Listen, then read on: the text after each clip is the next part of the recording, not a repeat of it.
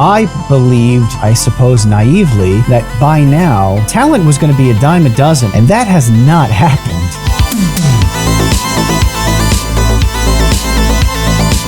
It feels like everything has been taken to its most successful point. It feels like it's all been done before, so why bother trying at all?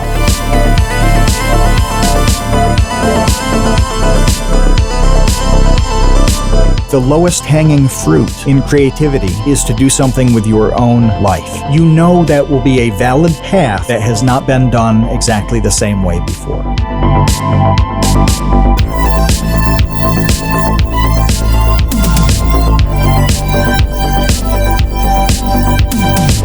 To me, it's so positive and refreshing that this is the solution. Oh, all you have to do is do it. And nobody's going to do it. People do nothing. As everything gets more atomized, more thrones are created. And every single day, it seems like a lot less people are even interested in trying to fashion themselves a little throne. Hey, welcome to The Create Unknown, the home of Make Something Mean Something. I am Kevin Lieber. With me, as always, is Matthew Tabor. Yeah, and it is not a lemonade day today. It's a clear throat day. I feel good. I feel sore physically, very tired, very sore. It's been all logging. I'm a professional logger now, and I occasionally work on YouTube videos. That's how I'm presenting myself. Like actual chopping down trees and removing the branches and whatever else is involved in logging? I don't know. Yeah. Do you remember when we shot the Baby Gang video and we kind of knelt in front of this weird little bird thing that had like 12 slots for birds in it? You remember this? I do. One of your like 17 dilapidated sheds. Yes. Yeah, it's on the backside of one of the sheds. Yeah. Yeah. Well, all the trees in that entire section have to come down. And that's probably 60 of them, probably 60 trees. But they have to get flattened. They have to get cut and processed with the branches removed and then the logs saved because they're mostly locust trees and that is useful wood. They grow very, very straight. So they're used for fence posts and they last literally 100 years. It's a wood that is extremely resistant to weather and rot and all of that. So, yeah, I've just got to cut the trees. And I've finally come up with a system where I got the ones out of the center for half of it. And this opens up a lane for me to cut the trees, drag them straight through that lane, take them to the left for processing. And that's cutting all the branches off, leaving the straight log, and then dragging them to the right to be stacked in a big thing of logs, you know? And it's like a 3-point turn kind of system. But I assign point values to logs. A log is a 1, 2, or 3 point, or trees rather. A tree is a 1, 2, or 3 point tree, depending on how complex and how big it is. Yeah. And my goal is when I go outside, I need to get like 5 points worth of wood. So last night I did a 3-point tree and 2 1-point trees before the sun went down. So that you wanted an update on these things, and you got one. Hold on. What is the significance, though, of the point system? It sounds arbitrary. Is it? How is it? Why bother with that? I don't understand. It actually helps me realize what I can fit in before I run out of time. Whether I have to go do something else, or the sun goes down, or rain is going to hit, or something. There's a pretty consistent time value based on those points. Okay. So I can look and be like, yeah, I have time to do, a 3-point tree or, right. It's a little bit of a bizarre way to think about it, but it's the only way I can do it because, I'm one person on this. And so I have to, make sure that what I do fits in the time. I have time to put everything away, clean up, whatever it is that all factors in. Okay. So before we get into our topic, because I'm me and you're you, I need to know more about this logging system. You have roughly 60 trees that need to come down. So 2 questions arise. One, is this project going to take the rest of your life? Like, how long do you assume this will take? You know, what is your point system time management chart tell you how long this is going to take? And are like new trees, by the time you're like clearing out one half, or new trees going to have grown on the other half, and this will just be a Sisyphean endeavor for the rest of your life? No. I've been mowing it for years now to keep everything new down. Okay. And cleaning up all that small stuff, all the shrubbery and the bushes and the things that are not as permanent as a tree. All that's left now is the trees. So they're the last thing to go. It's totally weather dependent, you know, because I don't want to work in the rain. That's the only thing stopping me, really. So if I had to guess, I think I'm done in the middle of July. And at that point, then I start looking at the stump grinder to take care of, to bury the evidence, to get rid of, you know, all the remainder. And then I'm ready to plant nut trees. So that is the end game, is what we talked about a year ago. And clearing all of this out is for the purposes of doing a solid acre of nuts. And maybe some fruit, but that would just be for me. So some personal fruit, some private fruit, and then some public nuts. What kind of nuts again? I forget. I like to do hazelnut. Okay. Yeah, because they don't grow very tall, right? So, you know, if you want to do chestnuts or something, you have to deal with a tree that is really quite big and significant. But with hazelnuts, you can grow them as a bush, or a tree that's like 15 feet high, you know, not high at all. And they're harvested easily. This thing comes up. It's not very big. And it's so funny because of how primitive the setup is. It pulls up. It's like the size of a garden tractor, and a claw like grabs the trunk of the tree and just shakes it violently. Just jerks it off. It just vibrates the tree so violently that all the nuts fall off.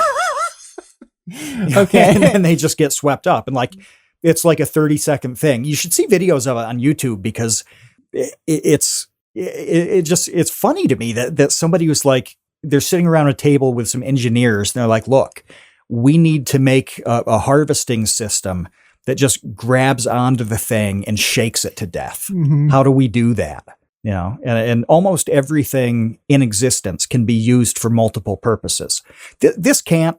This is the most specific thing in the world. This tree shaking apparatus. Like, there's no second application of that. And it all falls into a big glass jar with a My Little Pony in the bottom of it. That's how it's collected. Yes, that's exactly what happens, and that's where the markup really comes from. It's a big time saver. What does it actually fall onto? A tarp, and then you just roll the tarp up? You're not picking it off the ground. I'm not sure That'd be stupid. Well, I think there's like a sweeper kind of machine too. Okay.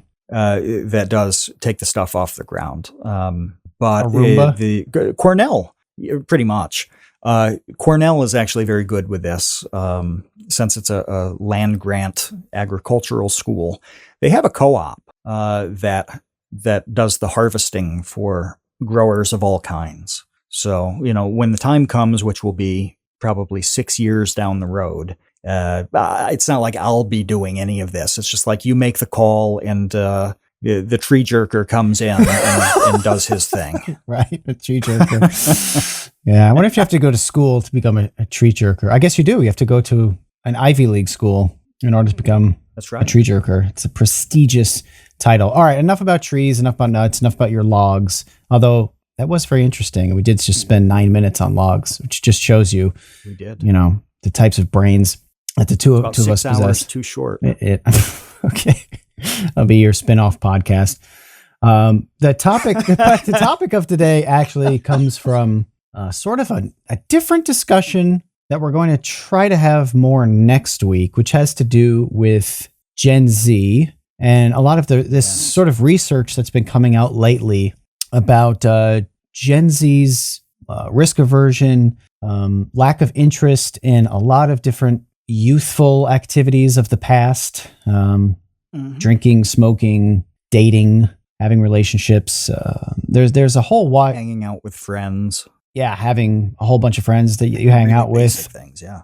A lot of stuff. So anyway, and then it also, this topic sort of comes off the tails of something I was discussing a couple of weeks ago about it being difficult to find sort of thumbnail artists. That's something that I was sort of lamenting.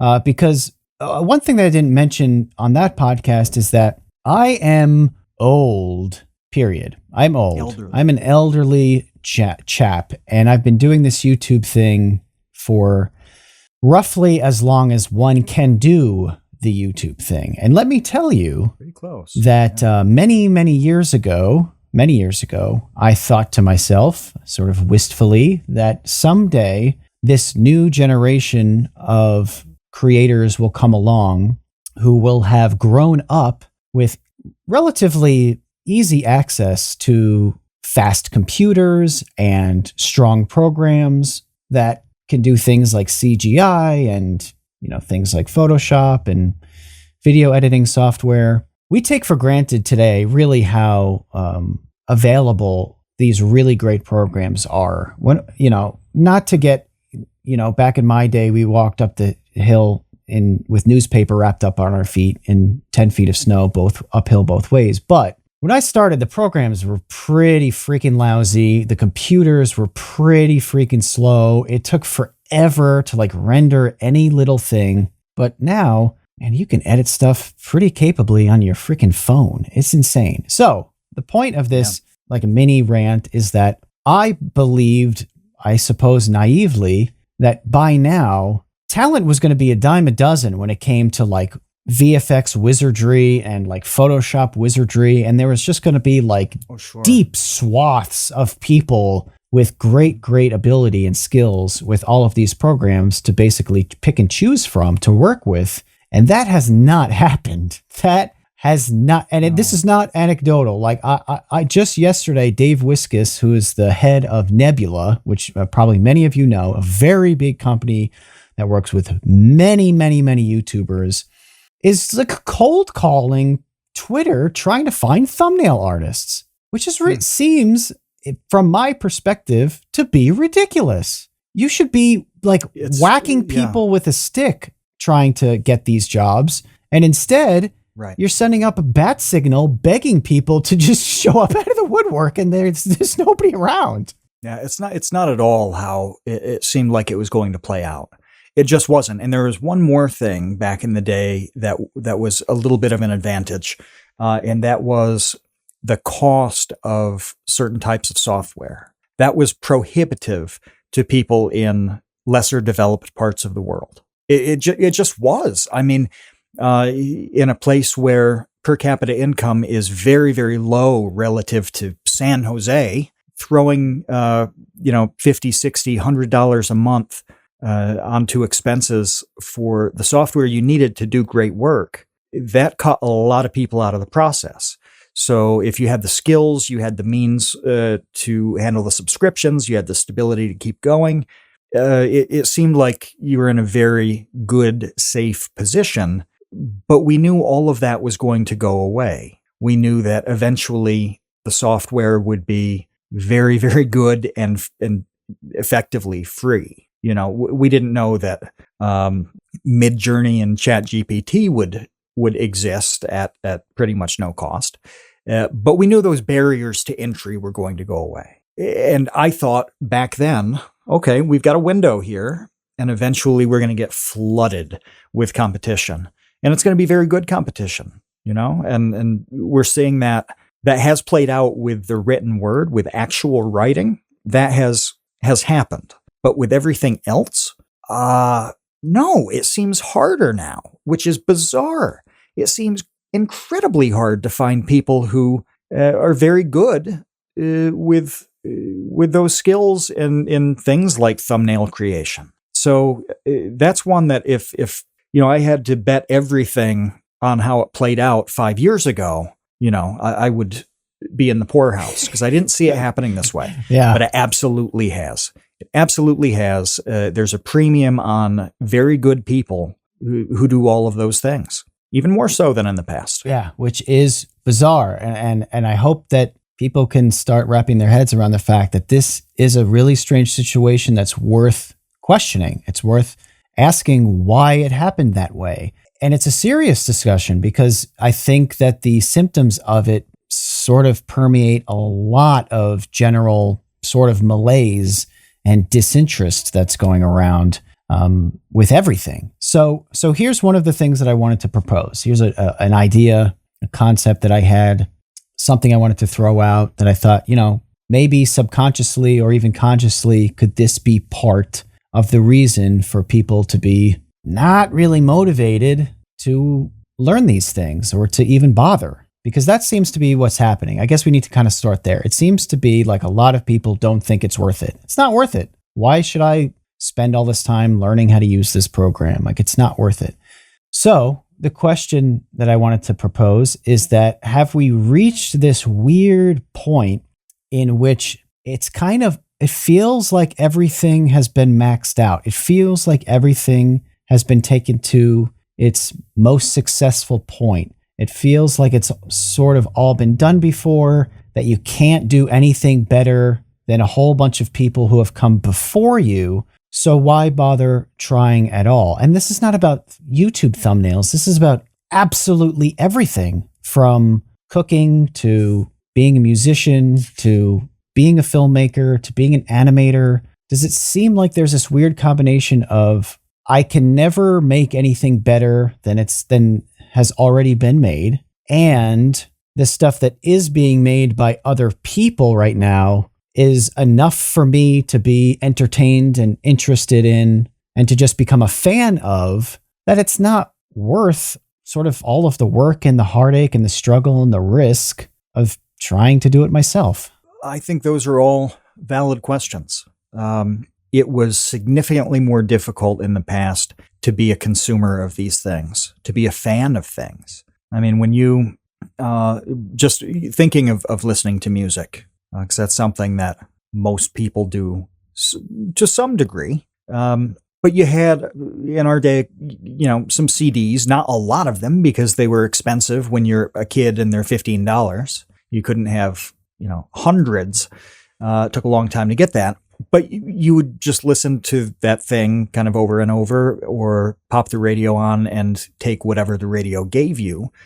If you wanted something else, you had to work very hard to get it. The easiest way forward was to play it yourself.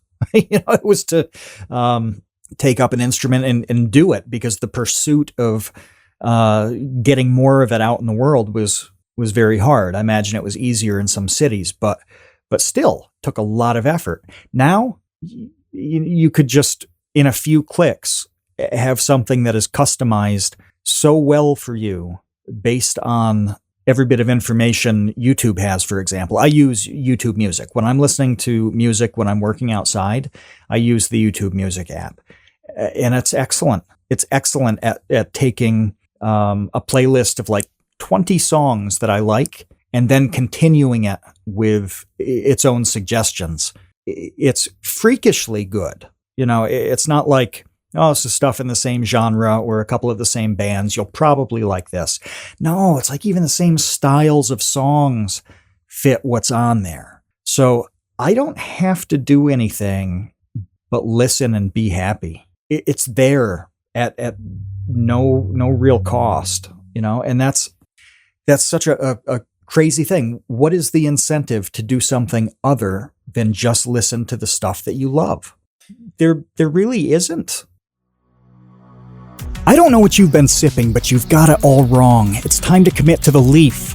We've embraced the smoothness and surprising pick-me-up that tea provides. I literally drink it all day long, nearly a gallon a day, and it powers me through research, script writing, and forums on websites that I refuse to name here. But we don't drink normie NPC tea. We drink cultured and refined anime tea from the Dragon's Treasure. Kevin still likes the gunpowder green called Space Cowboy, and I've sampled nearly 40 Dragon's Treasure teas at this point. Lately, I've been slamming black teas like Kentucky Bourbon and liquefied Berserk Despair.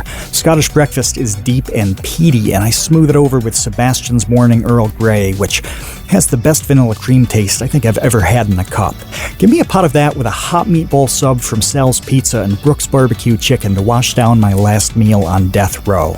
I highly recommend the sampler packs. You'll want to try everything just like I did. I literally have not had one tea that I wouldn't be happy to reorder. The Dragon's Wings membership fuels new tea experimentation, and the Tea of the Month Club provides a regularly scheduled surprise. And when you order from the Dragon's Treasure using code CREATE, you'll get 10% off your order. That's 10% off using the code CREATE at thedragonstreasure.com. The link's in the description. No, and I think from my personal perspective, I don't know how other people get motivated for creating stuff, but I have always been motivated by kind of seeing a gap in whatever market or thing that I'm interested in, and saying to myself, okay, there's a thing that I think is missing here, and if no one else is going to do it, I'll do it myself. Whether that's been in music or comics or YouTube videos, whatever it is, I've always felt like, well, if I have this feeling that something is missing that should kind of exist, and no one else is doing it, then I will do it, or at least, attempt to do it. So I guess my question is, have we reached a point? Will we reach a point? Are we about to reach a point at which so much of that is gone and already fulfilled by people better than you? And maybe you could be better than them if you tried, but not tomorrow. You have to go through this journey of like learning the craft and harnessing your skills and, building the various muscles of creation.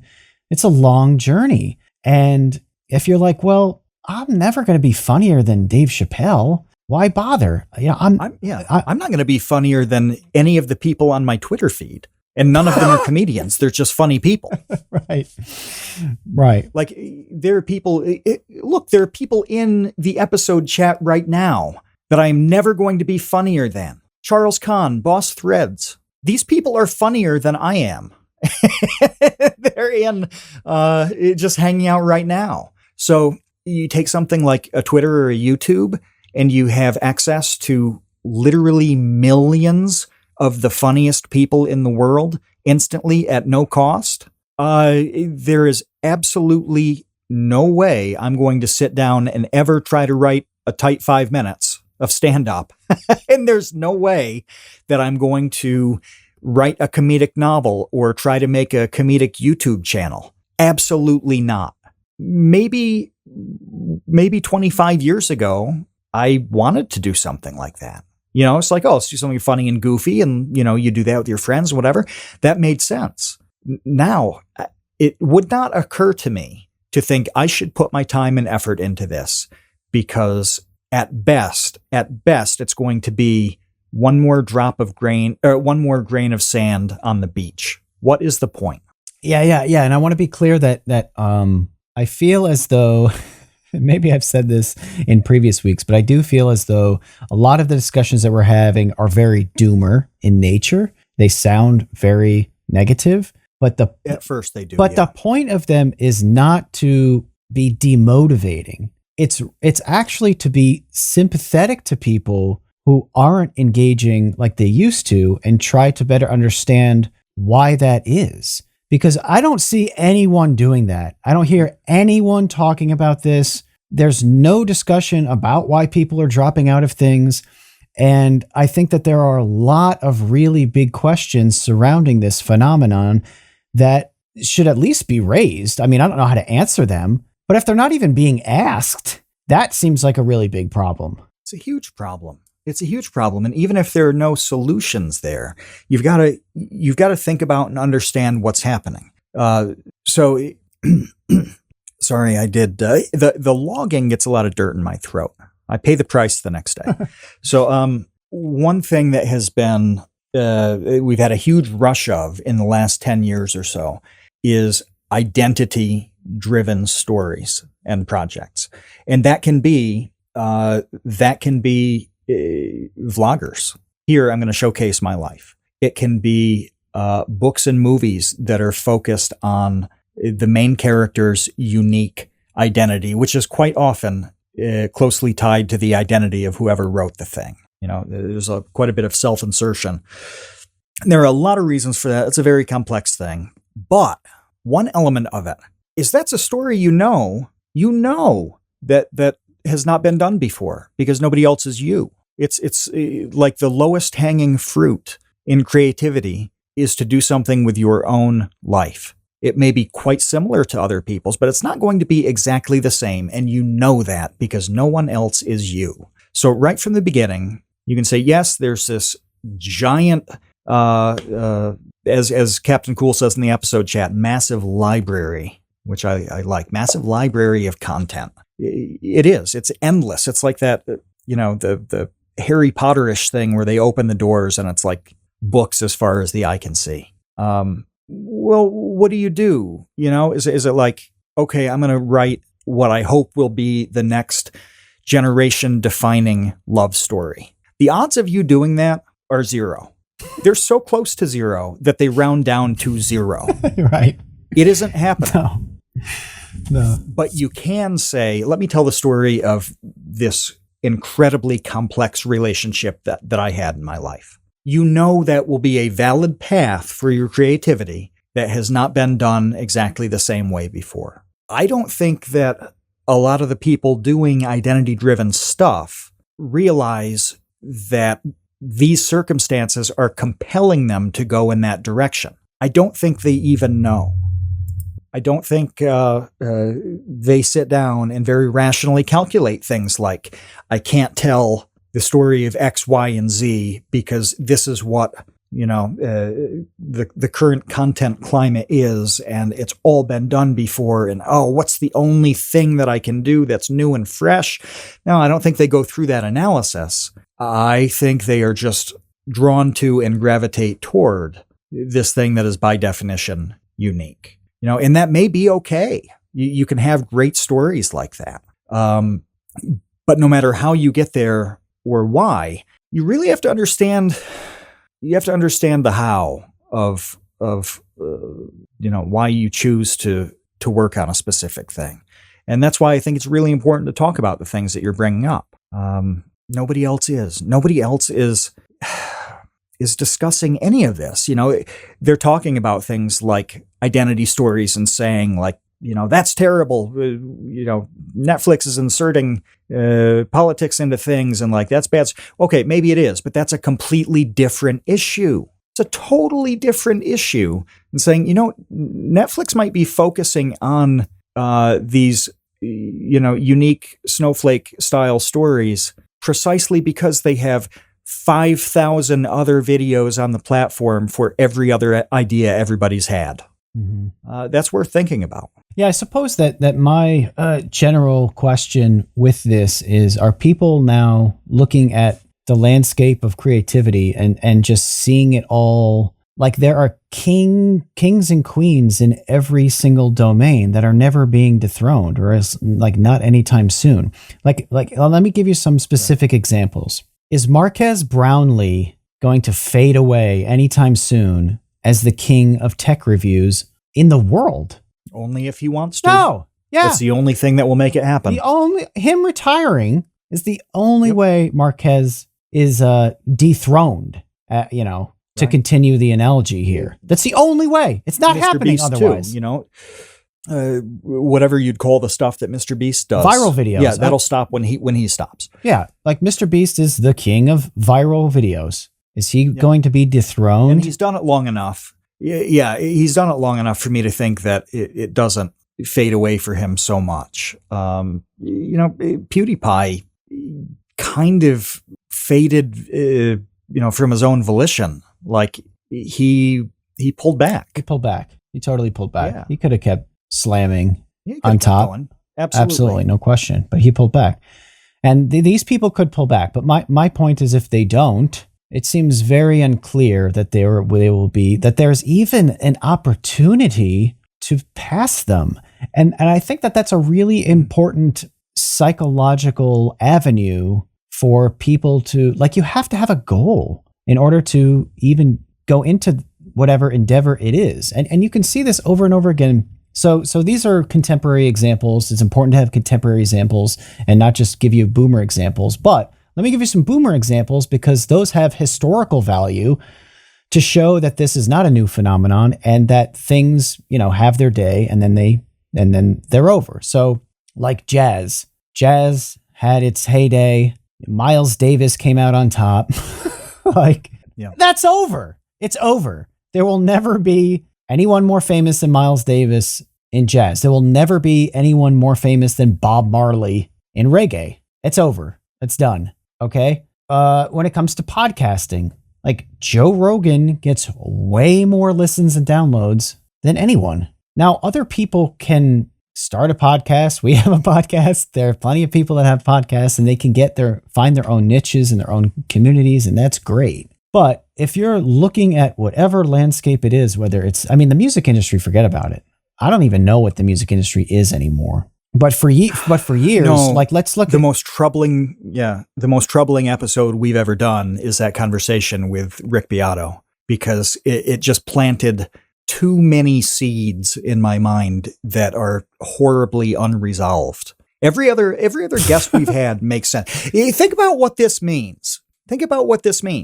Sonichu ranks probably number 2 behind the Rick Beato episode in terms of difficulty in my mind.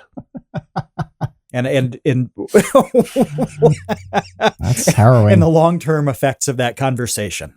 And it was because of all those points he was making about have you reached a peak saturation on quality music, and what do kids listen to, and then a year later, we have a conversation about whether you need any new rock songs. I don't. The one thing that YouTube Music doesn't suggest to me is pretty much anything past about 1989. And that 89 range, well, that's not true. It gives me some Guns N' Roses from I was going to say up until about 93. You must have 92. Yeah, 91 in there somewhere. I do. I get the tail end. But that's real stuff. That's they're issues that I think I would have thought they were completely stupid 10 years ago. It would have been unfathomable to me that we would fill up with anything or the availability of anything to the point where the consumers of it might not have an interest in new things and the potential creators of it would not have any interest in creating it. I never would have thought either of those two things were coming. And you've really convinced me over the last couple months with this, that's where we are. Well, because there are a lot of reasons for that. One of them is that since I was there during the earlier days of YouTube, alongside people like Marquez, alongside people like, Corridor Digital and their niche, or, Captain Disillusion, or any of these people, when all of them got into what it is that they do and what it is that they became, it was a wide open landscape. There was so much opportunity to say like, hey, no one is doing cell phone reviews. Why don't I do that? No one is doing like hard science videos or like crazy science videos like Destin. One of his earliest videos had to do with the mounting that camera on the chicken to show how stable its head was. You can move its body around and its head stayed perfectly stable. But here we are. And, Destin's still doing that. He's just put out an incredible video with 2 bullets flying into each other, crashing into each other in midair. It's astonishing. Yeah, that's amazing. But he got to that point because he entered at a time in which, I forget which it is, whether it's like blue waters. There's some term in like marketing where there's like an untapped landscape. Anyway, he got in during a time. I think I know this. Yeah, I think it's like a blue water market or something like that. He got in at that time, and over the decade has turned into a guy who can make a video in which 2 bullets fly into each other in midair.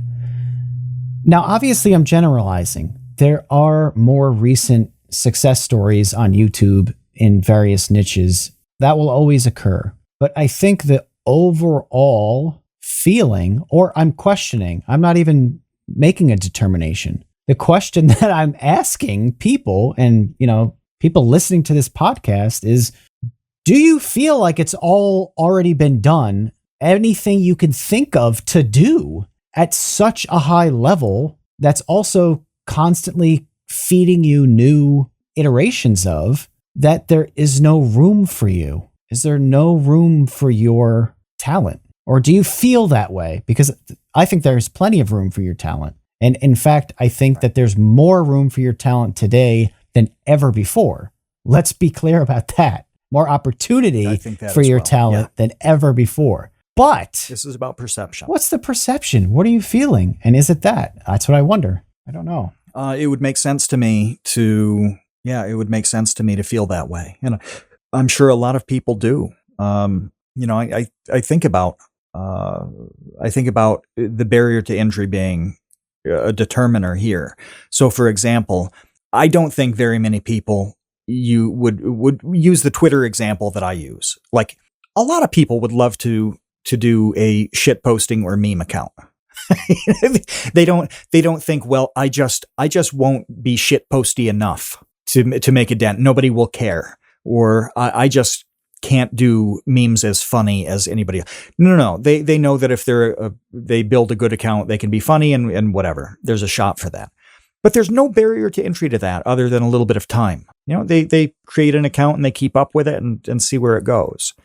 That's different than some of the other creative things that we're talking about. And I do think that as the effort you have to put forth and the knowledge you have to do it increases, then this starts to kick in a little bit more strongly. I might be wrong about that, but I think that the perceived, okay, I jump all these hurdles, and for what? So I can just be an also-ran, so I can just be a third-rate clone of the things that I enjoy. Then the trade-off and the calculus of it all doesn't feel right. So No, good. I'm so glad that you said that, because that exactly is it. Is all of the effort only possibly going to get you into like 10th place at best? You know what I mean?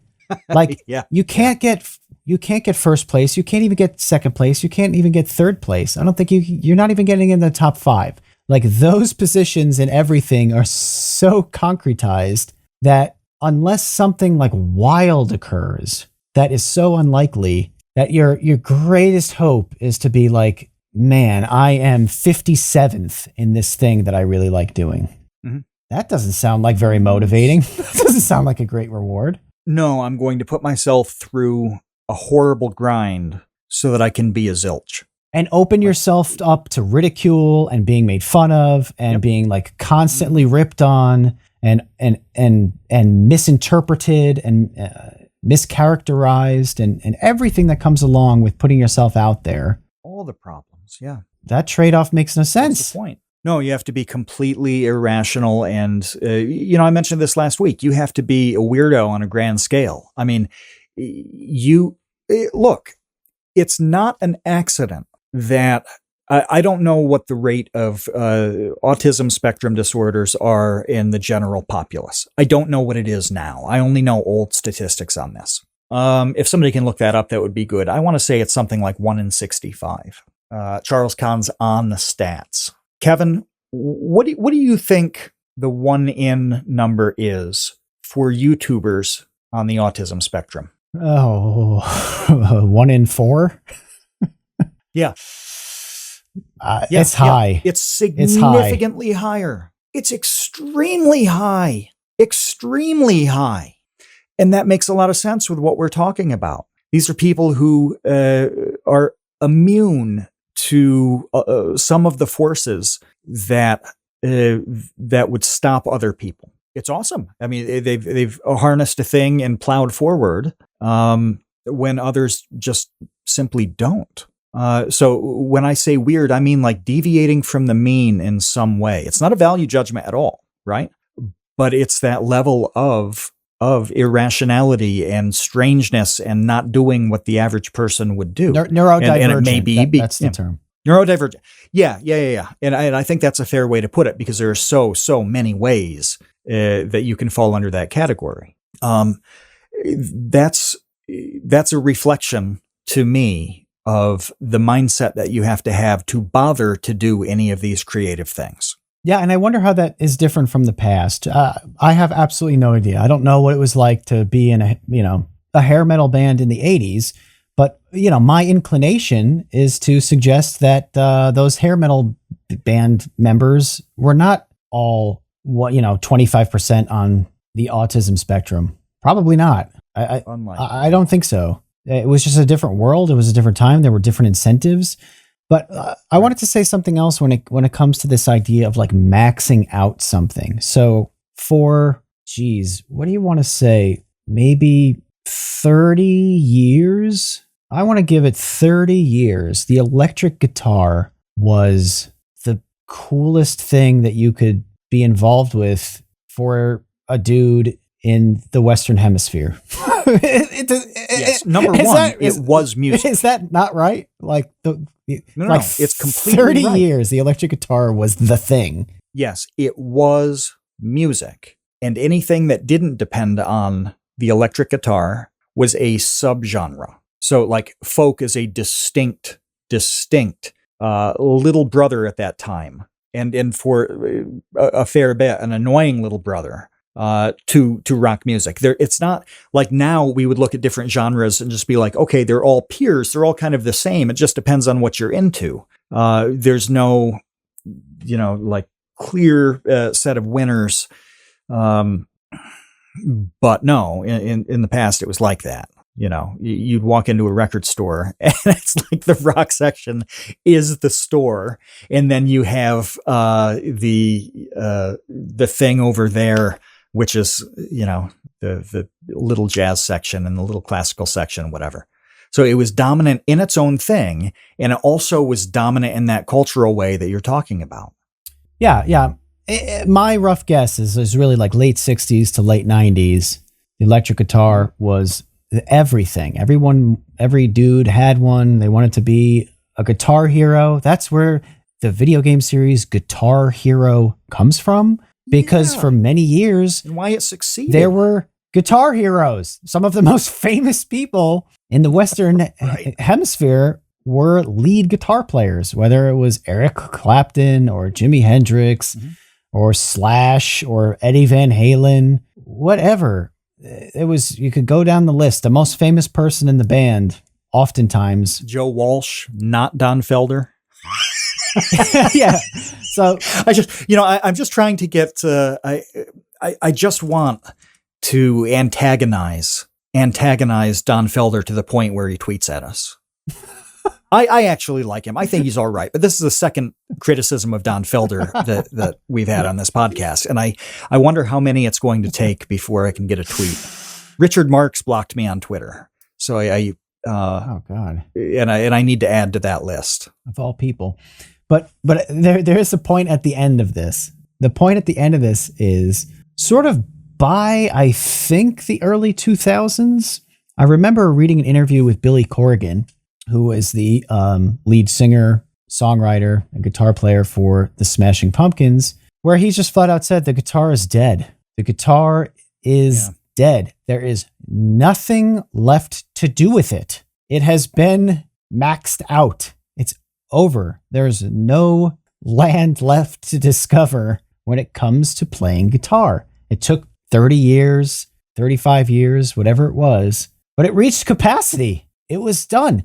Right. And look what happened. I mean, the guitar had another 5-10 years, maybe, of sort of relevance, but it is totally dead now. No one cares. There are not these big rock bands anymore and haven't been for a long time. There are not guitar heroes anymore. I don't know who in the world. Can anyone name the guitar player from Imagine Dragons? Really? Can you? I don't think so. The best I can do with like youngish person on that instrument is like John Mayer. He's made a good career of being a guitar player. Like he's famous for having a guitar in his hand and doing something with it. But that's a very different thing than like a Brian May or Jimmy Page guitar solo. It's not. They're just not the same thing in terms of what they are and what people looked at. Yeah. So it got maxed out. That's my point, is that things can get maxed completely out. At some point, you're never going to play better than Steve Vai or Eddie Van Halen or Jimi Hendrix or whoever, everybody looks up to, Stevie Ray Vaughan. So what's the point? And I think that it becomes a question of where everybody says, well, what's the point? And so then they give up, and then no one's interested in it anymore. And I'm generalizing. They don't even start. They don't give up. They don't even begin. Like anecdotally, there are some of the most amazing guitar players who ever lived, playing right now. Like the guy from Animals as Leaders and I don't know, Periphery, all of these bands, Dean Lamb, who we had on the podcast from Archspire. Like there are bonkers things happening with guitar in niches. You have to go find the niche. It's no longer culturally relevant on any scale that's like remotely important. Yeah. Who's Taylor Swift's guitar player? Nobody knows. Yeah. I mean, there are, there's some people that do well on YouTube with guitar. The only one that I can name is Ichika Nito, who is, I think he got, the first time I saw him was when he did some really wild stuff with the Mario Brothers theme. Wasn't that him? It was a long time ago, so I can't completely remember. But he is, he's a young guy who has done well showcasing his talents on YouTube. You can watch and just straight up be amazed by his playing. But is that a household name? No, it really isn't. It just isn't. There's not broad recognition of his talents the way any of the names you mentioned really had and still have. People who don't listen to Eric Clapton know who Eric Clapton is. Mm-hmm. That's not the same with maybe they can't even name a song, but they know who he is. Can you name it? Well, I can't. I stumbled on that, and I maybe am conflating him with somebody else on there. But like, I know him when I see him when a video pops up. Like, I know who he is. Yeah, but it's a different type of recognition than what we're talking about. Layla's a pretty popular song. No, don't know it. Well, that was beyond Eric Clapton too. That was Derek and the Dominoes. You got to give them all credit. Oh, yeah. All right. I mean, Eric Clapton's most famous stuff is always with other people, pretty much, except for like Tears in Heaven. But like Cream. Well, even that song depended on somebody else, didn't it? Oh God. Oh God! It's just ruined. Well, I'm not wrong. Oh man. I guess someone else did help him write it. Yes. Good Lord. This might be the moment in like 192 episodes that I feel the least good about on this entire, I know. You just like sledgehammered me in the gut, and like I completely lost all air. When it comes to this conversation, I don't even know where we're going with it anymore. It's a deflator. It's like you just pushed me out the window on that one. We want to help you make something and mean something. And we say that phrase all the time because when you're making something and you know it means something, even if it's just to you, that's when you feel pretty good about what you're creating. The support for the Create Unknown in recent weeks has been incredible. Animators, artists, musicians, YouTubers, aspiring filmmakers, comedians, it is crazy how talented everybody in this community is. Consider joining the Create Unknown Patreon. Every dollar that comes through goes straight into the podcast and its community. That means more highlights videos. It means a big Minecraft project that's on the way. And eventually we'd like to manufacture custom piss bottles so you never have to leave your battle station. And being a patron unlocks participation in all of our live recordings. You've seen the roster of guests we've had. Having access to their minds is a unique opportunity. You can go to patreon.com/thecreateunknown or click the link that's in the description. Every little bit helps, and your support means absolutely everything to us. Patreon.com/thecreateunknown, links in the description. We appreciate you, Space Cowboys. Well, we did talk earlier about this is such a natural segue into positivity. Oh, good. Thank you. This not just being a doomer thing. It's like, well, what can you do? And I think I think the initial answer to that is so simple that it's very, very easily overlooked. So, here's a parallel. You know that phrase that history is written by the victors. Mm-hmm. You know this phrase. Yeah. You know, that's been around in one incarnation or another for like 200 years. I don't know. That is, on the surface, something that makes a lot of sense. It's simpler than that. History being written by the victors is absolute bullshit. It may be most of the time. History is actually written by the people who sit down and write it. That's it. It's written by the people who write it. And it doesn't matter. There's no gatekeeping on who that can be. There may be gatekeeping on what's popular. There may be gatekeeping on how many people care. But there's nothing stopping you from sitting down and writing a history of anything. So no, it is, you take this simple thing that resonates with everybody, and it turns out that the truth is actually simpler. And I feel like that's what all of this points to as well. We're talking about how there should be such a weird glut of thumbnail artists that it's impossible to hire one because you have to sift through the sheer volume of it all. Well, there are all these forces stopping you from creating the next big thing. And it's totally reasonable. Everything we've talked about is reasonable in both perception and reality, reasonable and rational. Well, the solution is that you actually do the thing, because all of the stuff we're talking about pushes down on everybody else, and they either quit or they never begin at all. And it is so hopeful to me. It's so positive and refreshing that this is the solution, is that, all you have to do is do it. That's it. That's amazing. That's amazing. And nobody's going to do it because they don't. People do nothing. We'll talk more about this next week. And we'll do it in the context of Gen Z and Zoomer zooming and whatever they are. But generally, nobody does anything at all, ever. And if you do anything, you're instantly in like the 0.01%. Yeah. Mm-hmm. Anything. I wish I could recall the stat off the top of my head, but there was some fraction of people who actually post to Twitter. That is absolutely mind blowing. Oh yeah. I think like 2%. Well, it gets into demographics and stuff, because I don't know whether or not this percentage was just the United States.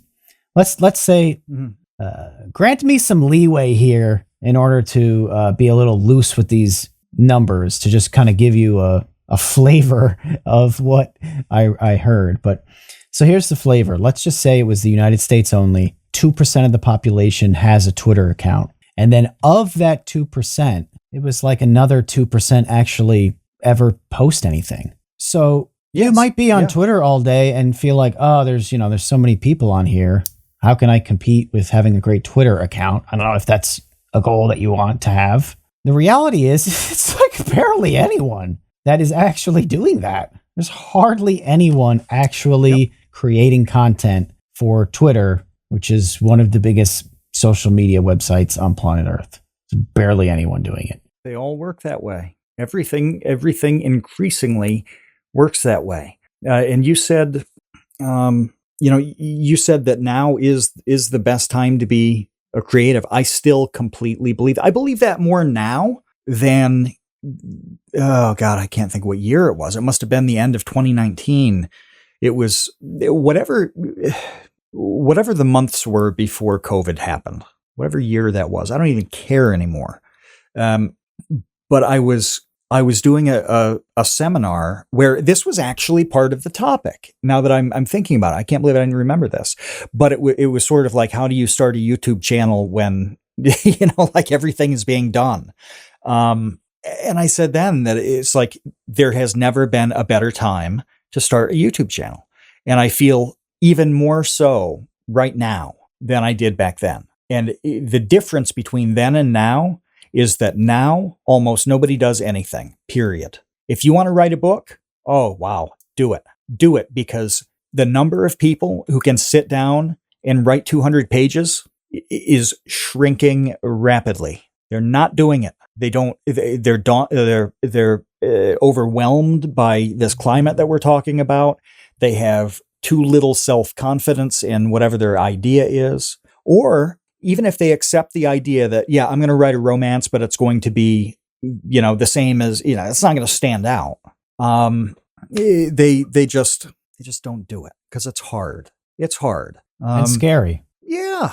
I mean, you really could play the guitar badly in your bedroom 30 years ago and nobody knew and nobody cared. I was one of those people. So now if, you throw up a YouTube short and there's a reason for 10,000 people to take a dump on you, they'll probably do it. Mm-hmm. That's a little different. But yeah, this people shrinking away from creative projects is accelerating. And I think it's going to be quite grim, maybe 5 years down the line. So if you just simply do something right now, you're going to stand out. Yeah. All of this is only going to get worse. This is just the beginning, I think. Yes. Because the fact that we are just talking about it now because of some literature and research that's just really starting to trickle in, this is like really the very, very, very beginning of noticing this trend. There is nothing at all to suggest that this trend will slow. I think, if anything, it will only accelerate. So, absolutely. So, yeah, I mean, the fact is, there's this sort of kind of paradoxical situation in which, can you supplant Marquez Brownlee? No, that's not going to happen. But can you fill some other gap that no one else is willing to fill? Yeah. Oh my gosh, it's a resounding yes. I mean, I even see this, like I said, with just trying to find thumbnail artists. Mm-hmm. Everyone, the Marquez Brownlees of the world, are still going to need people to help them with stuff. And it doesn't seem like anyone is really interested in doing that role. So, I mean, you're right. And I think about that. I have thought since our generation that virtually no one does anything as far as like creative endeavor.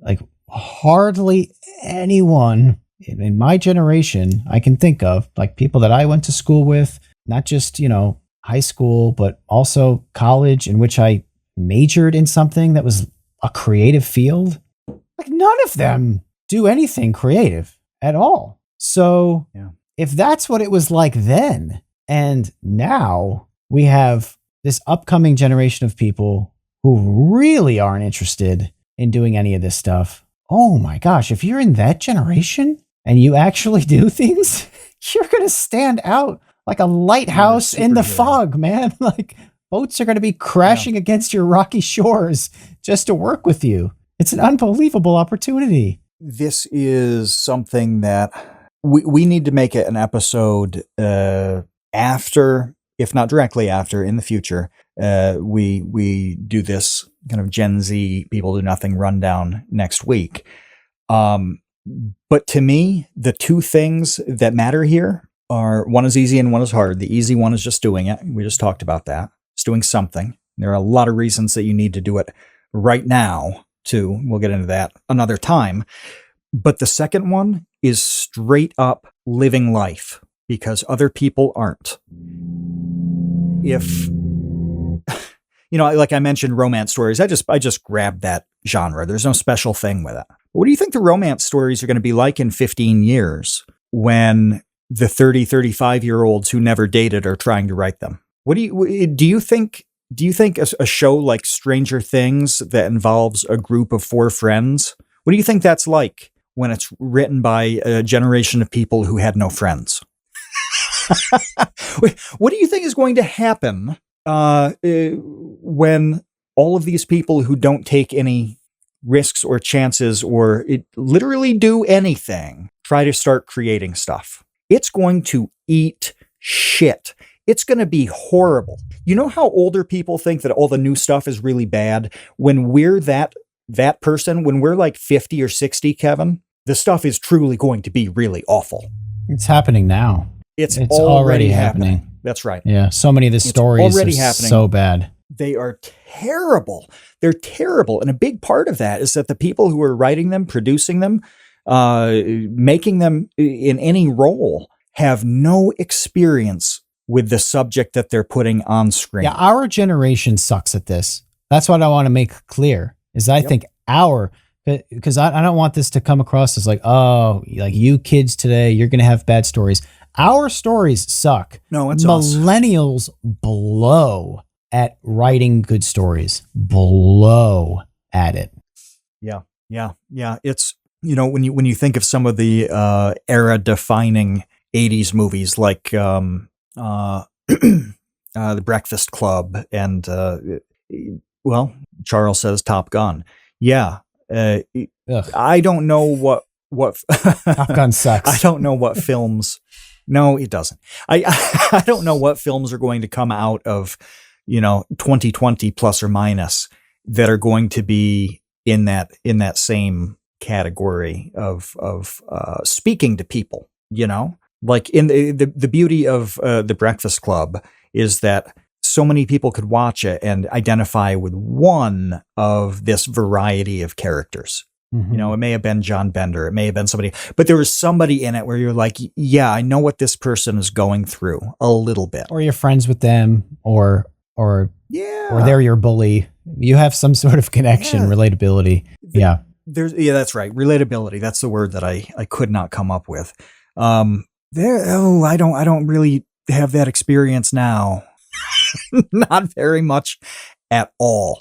And it's because, people don't tell the stories very well. And I think they don't tell the stories very well because they didn't experience them at all themselves. And if that's getting worse, it's going to be grim.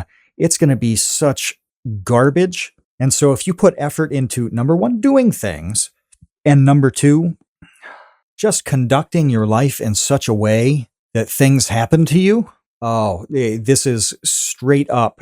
You are 1 in a million 10 years from now. It truly will be on that scale. Maybe I would lower it to 1 in 100,000. Okay, that's a pretty good place to be.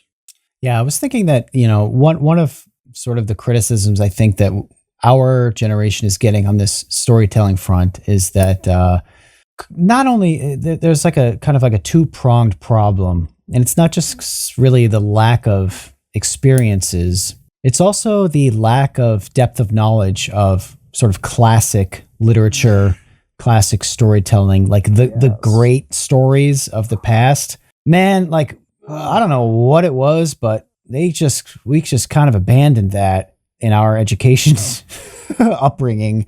Yeah, nobody reads nobody reads any of those anymore. And I remember asking you months ago, I was like, Matt, why are so many of the great, at least like children's stories, why are they all British authors? Tolkien and Roald Dahl and the most modern one obviously being J.K. Rowling with the Harry Potter series. And your hypothesis was that those people all come from like a very specific region of England that is like hyper educated, and they have their curriculum. They have like the classic literature and stories drilled into them their whole lives. They almost all had experiences in higher education that forced them to read pretty much everything classic up until now. And it just gives you a sense of how to tell a story and also what really matters in a story, the foundational stuff. People dismiss a lot of the very old books as being too simple, right? Like the theme is too straightforward. That's actually the point. The point is that, and the value in them is that this very simple theme is reinforced and explored. And it may be totally different now. We may treat it completely differently, but the core of it, you've got to know the core of it. And if you don't know the core of all these different themes that are like kind of generally in the human experience, like if you don't know what it means to have sacrifices and responsibilities in a relationship, well, how do you write your updated version of these things? How do you write a Harry Potter when you have no idea of what sacrifice is? or being an outsider who's forced to kind of work his way up, dealing with a legacy that you inherited, which Harry Potter does through no fault of his own.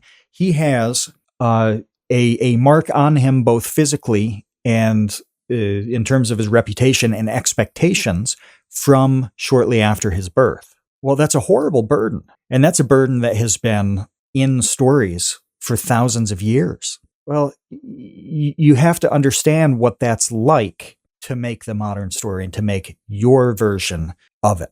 And the English authors, in the last 100 years, were really the last people to have a deep and broad familiarity with the way this had been done before. And a little personal thing it's always bothered me. This was in the fall of 2000, so 23 years ago. I went on a date with a girl who was studying literature at Harvard. Spoiler alert, this was a single date scenario. There wasn't a second one. But the author I like the most is James Fenimore Cooper. I have a bit of knowledge about the person and the place. This is a good conversation.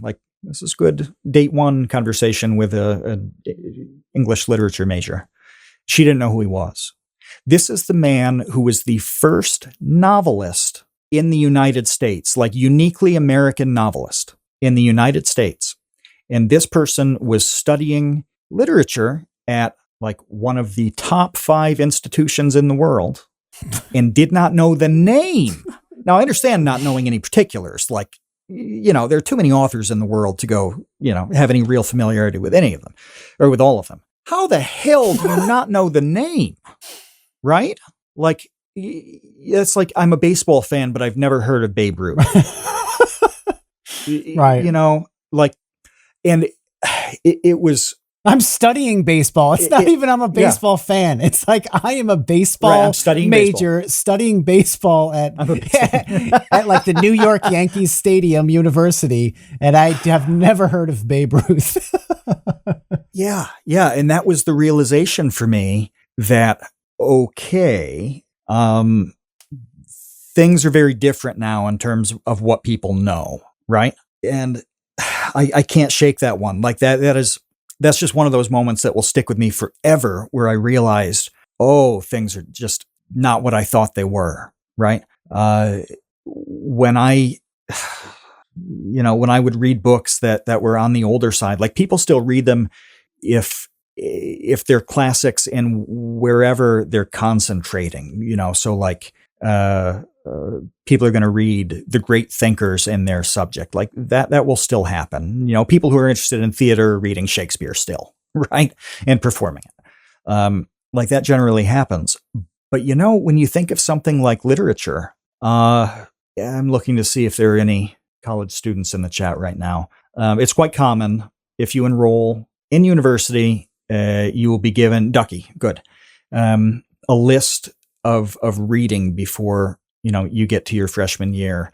It's read a couple of these books over the summer because one of your seminars will be about them, or we have some, first year program where we talk about these books. The books are not the old ones. Vibecat says he did it in high school. Yeah. They're ultra modern fiction for the most part. So you don't get people who have read, even Jane Austen, which is kind of like a super accessible one that's older, right? They've seen the movies at best. The great authors of the 1800s in the U.S. and England and France. Nobody's read them at this point. And Russia. Yeah. That was such a thing 25 years ago, was familiarity with Russian literature. Tolstoy and Dostoevsky. It's okay, if you want to know what stories are about, these are the books that you read. And now it's why would I read War and Peace when I could read, nothing. When I can read nothing. Yeah, you're right. No, you're right. It is nothing. And if it's not nothing, it's, I don't want to throw particular books under the bus here, but very niche identity driven things that are not relevant for most people. So did you ever think it would be essentially a rebellious act to do, like I'm going to the episode chat, Boss Threads saying he read one of Aesop's fables? Did you think that reading any classic books would make you a rebel like it does now? Right now I'm reading Thomas Hardy's Return of the Native. That makes me a freak. It does. You're instantly heterodox for even engaging in that, which was once just the basic curriculum of an education. The most that's right, like vanilla milquetoast education across the board. And now, yes, you are like a total weirdo. You're a weirdo. You are doing something that nobody really thinks you should be doing anymore. Boss Threads drops Dickens in there. So think about this. You're swiping on Tinder or something like this, right? Where you're seeing a ton of people, and maybe you've filtered it. I don't know if you can do this, but I imagine so, that you can filter by hobbies and things like that. And so you're limited to people who are reading, and you're swiping lefts and rights. I don't know how discriminatory you are, but you're swiping. How many people do you think you see in their bios saying, I love to read Dickens versus I love to read Philip K. Dick? It's comical what that ratio must be. Absolutely comical. And 50 years ago, that ratio is flipped with whoever the Dick alternative was at that time. Yeah, I mean, I was going to say, who's even reading Philip K. Dick? I mean, well, even that one's even that dated, one, isn't yeah. I mean, even that one, people don't even know who that is. I'm so unfamiliar with the most modern writing. I know nothing about it. But it's like a weird / revolutionary thing in creativity and in content creation to go back to the basics. How twisted is that? It's weird. Yeah, it's very backwards. It's absolutely bizarre that happened in such a short period of time. Mm-hmm. Over 100 years? Okay, that's fine. And that transition did happen too. There was a focus on Roman and Greek history and literature 100 years ago that was softened by the time we came through the system. Mm-hmm. So things change over many generations like that. But we still read the Odyssey and the Iliad. Yes, we did. And we did that in Latin as well, that was part of the Latin courses that I had. But I mean, that was the curriculum. That's what somebody decided. This is what's important to know. That was the death rattle of that. That's what that was. Yes, that was the death rattle of reading the Odyssey and the Iliad. Yeah. The tail end of all of this. Mm-hmm. And we squeaked into it by accident. Yeah. And in 20 years, nobody can name any of these things. Nobody can stomach talking about them. Nobody will admit to reading them because they seem so boring and irrelevant. And it could not be further from the truth. They are more relevant right now than they have ever, ever, ever been. Even reading the Old Testament, reading it as literature, not a religious text, but that is more relevant now, paradoxically, because of its irrelevance. That is more important to go back and analyze that than it was 100 years ago. And nobody's doing it. But yeah, all of these things are free online because they're so old. There are no copyright restrictions at all. You can get the ebooks quite often for free. If not free, you'll get a collection that's like the 100 greatest books ever written, and it's 99 cents. There is no barrier here at all. Absolutely none. So VibeCat brings up something really interesting that I would like you to comment on, because I thought it really kind of illustrates what you're talking about right now. But a couple of months ago, the podcaster Lex Fridman did some tweet about his summer reading list or something like that. It was here's a list of books that I really want to read. And a lot of people ripped him for this tweet, for his book list, because I gotta find because this. all of the books on it seemed like books you should have read in middle school, essentially. But what? Oh, okay. So I see a Reddit thread here. I gotta see this list. But 1984, Hitchhiker's Guide to the Galaxy, The Stranger, On the Road, Player of Games, Brothers Karamazov, Dune, Siddhartha, etc. You know the classic. Yeah, no, that's fair. Yeah, you're right. Those are the things that you began to read, that we began to read when I'd say like 14. Is that fair? yeah, 8th grade-ish, I think. And yeah, coming into high school. People ripped him for this. And what I think that they're missing, that's just what I was going to say, is what they're missing is like, look, if Lex hasn't read all this stuff, because all of this stuff, well, for whatever reasons, I don't know like how he grew up or where he grew up. I don't know anything about the guy.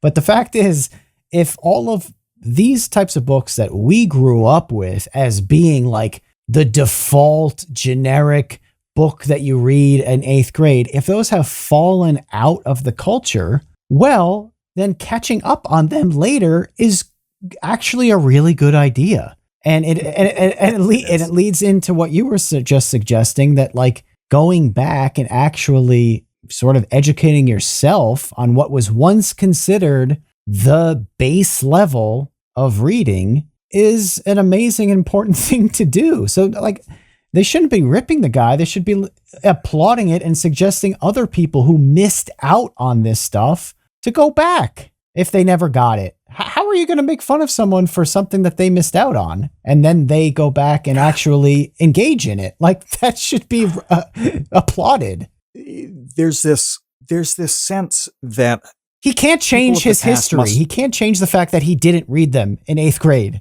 Like, he can't do anything about that. Right. All he can do at this point is read them now. And that's fine. Yes. That's awesome. And even if he did, reading them again now, I have a feeling that I don't remember at all reading 1984. I know I did in high school, but I can't tell you what I thought about it at the time. It's just been too long. But let me see if there's anything on there. Yeah, in his list that I have like strong feelings about. No, but if there was a book that I read and remembered at that time, if I read it now, I can guarantee what I think will be completely different. What I think matters in 1984 and why it matters is almost certainly very, very different now than when I was 14. I would imagine so. I know a bit more. Yeah. So even if he had read all of these in 8th grade, read them again at 30. It's okay. Yeah. You know? Yeah. And I know a lot of people did that. So Dune was on his list. I never read Dune. That is not really in my wheelhouse. You hate sci-fi. But I know. Yes. I don't like science. I don't like fiction. And I hate when they're together. But a lot of people did go back and read it again because of the movies coming out, you know, and I saw them talk about that on Twitter. And that was a good experience for them. You know, they enjoyed thinking about it differently many years after. But there's this weird feeling, you know, what I was going to say is this odd sense that people in the past must not have understood things as well as we do now. And I don't know what leads people to believe that, but that means you're telling me that a man in France in, 1812 or 13 who's quite young, and Napoleon is running out of soldiers and grabbing the youngest ones and forcing them to enlist, and this boy who's in love with somebody and is going to be ripped away, very, very likely. A third of people his age died in the Napoleonic Wars. Very, very likely to be killed, and it's not clear why. He doesn't know anything about love or the sacrifices that you have to make, or the thought of losing your own life, missing out on a love that you never had because you don't get a chance to live long enough to do it. So you're telling me that 200 years ago, this boy was not capable of thinking about any of those questions. And then if he survives, writing a book about what that was like in 1840. That's bullshit. That's stupid. It's idiotic. When we look at all this data that we led with, that kids now don't have any friends, they don't go outside, they don't go on dates, they don't smoke cigarettes, they don't do anything. But no. Paradoxically, this is peak performance historically. That this kid is the one who really understands love. And my Napoleon boy example is just a clueless cannon fodder.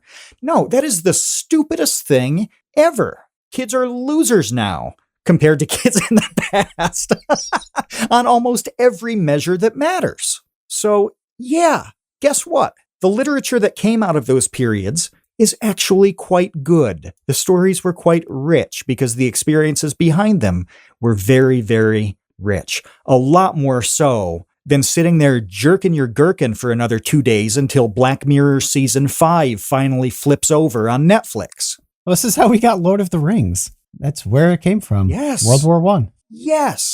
That's what it came out of. If that doesn't happen, All Quiet on the Western Front doesn't exist. Lord of the Rings doesn't exist. Johnny Got His Gun doesn't exist, which means Metallica's One doesn't exist, since that owes its history to Johnny Got His Gun. Yeah, the old stuff is real good, and Red Badge it can of Courage, inspire newer that stuff. was Civil War. Red Badge of Courage? Yeah, these are foundational, simple stories, and I mean that as a compliment. Their beauty is in their simplicity. When they relate to you, they hit hard. When they don't relate to you, that irrelevance has its own value. You know, Kevin, you and I didn't, well, I was going to say we didn't have a period where, you know, we had the threat of a military draft, you know, and then I remembered that we were, it wasn't clear there for a few weeks how 9/11 was going to play out for the 19-year-old American male. Yeah. So we had a little tiny bit of stress, but nothing like the people who were in a perpetual state of war. Go on Wikipedia, like Google, like list of wars in the 1800s. And there will be that page on Wikipedia that just has a list of conflicts. I bet you don't know half of them. I bet you don't know a quarter of the conflicts on that list. There's no way. No chance. That anyone. No chance. There's no chance that anyone listening to this podcast would be familiar with 25% of them. That's how many there were all over the world. But you know what? Oh, no. We need new stories. The old ones just didn't have anything in them. It is stupid. We need a book podcast. we need to do just a straight up like writing and reading podcast separate, because it's upsetting to me. It's not something I look at and I'm like, oh, well, that's kind of sad, you know, whatever. No, it's upsetting to me that all of this is available to people and they ignore it and also take a shit on it by insisting that whatever is brand new is more complex and more useful and more refined. Oh, it's absolutely insane. Well, I don't really know how we got off on that topic, but I would try to bring it back to the fact that, well, two things. One is that, again, like we're in this together generationally. I want to be clear that it's not like the millennials versus Zoomer put down fest. Like our stories suck too for very badly. All of the same reasons. So we're all in this together of this era of like just sucking completely at creating great stories. Ding dongs and boners. That's what we're surrounded by. Ding dongs and boners. The era of ding dongs and boners.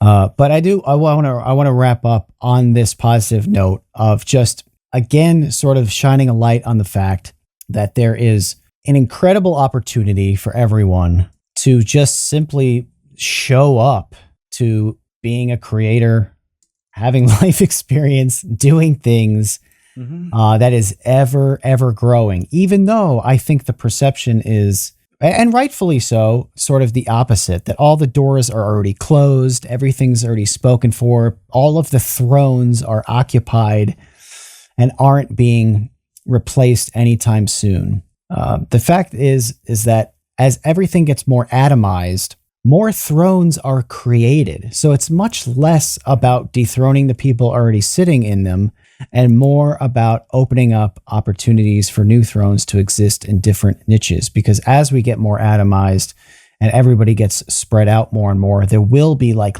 less big thrones, like fewer big thrones and many, many more little thrones. And every single day, it seems like a lot less people are even interested in trying to fashion themselves a little throne. So if you even throw your hat in the ring, I mean, you're going to be one of the few hats in there and you're going to have a lot of ample opportunity. It's just, that's the way that I see it. So if other people, see it differently, please let us know in the comments. If you agree with the assessment that there is this perception that it's all been done before and that's demotivating, also let us know in the comments, because I would like to hear your perspective on that. And next week, we're going to go a little bit harder into Zoomer stuff with a Zoomer. So it will not just be us. We're going to get perspective Rag a Zoomer in. from the front lines to actually probe and discuss what exactly is going on. And maybe we'll do that episode at like 1 p.m. just to force the Zoomer to wake up before 3. Yeah. Just to see if they can. It'll be a little bit of a test. All right, that's it for us this week. We're out of here. If you want to support the podcast, please go to patreon.com/thecreateunknown and become a patron. Great crowd today. Thank you for joining us, all of our patrons. It's great to see your faces every single time that we record.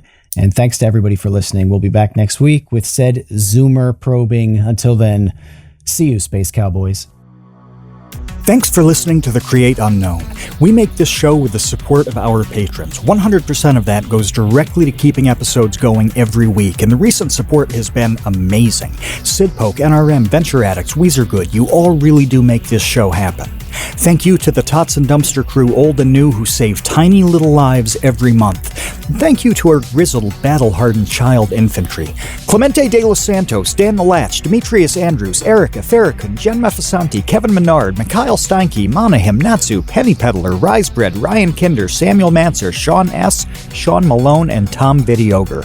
And a tremendous shout out to our elite baby gang commanders: Atrocious Guff, Kat, Dojangles, Graham Robertson, James Gallagher, Jeff Davis, Orange Vanilla Coke, Patrick Pister, TCU's personal pilot, Andy, Ryan Carroll, Baseweight, Vintos, Yeetus Deletus, Jonas Walter, Nathan Robinson, Jelksies, and of course, Trevstead. You are the elite. Thank you as well to our indentured servants, producer-editor Ben Webster, Minecraft mogul Laterman, Discord kitten wrangler Conrad, and producer emeritus Dan Yoshua. Thanks to Baseweight for use of Created in the Unknown for the opening theme. Thanks to Electro Voice for giving us mics to sound good on top of it.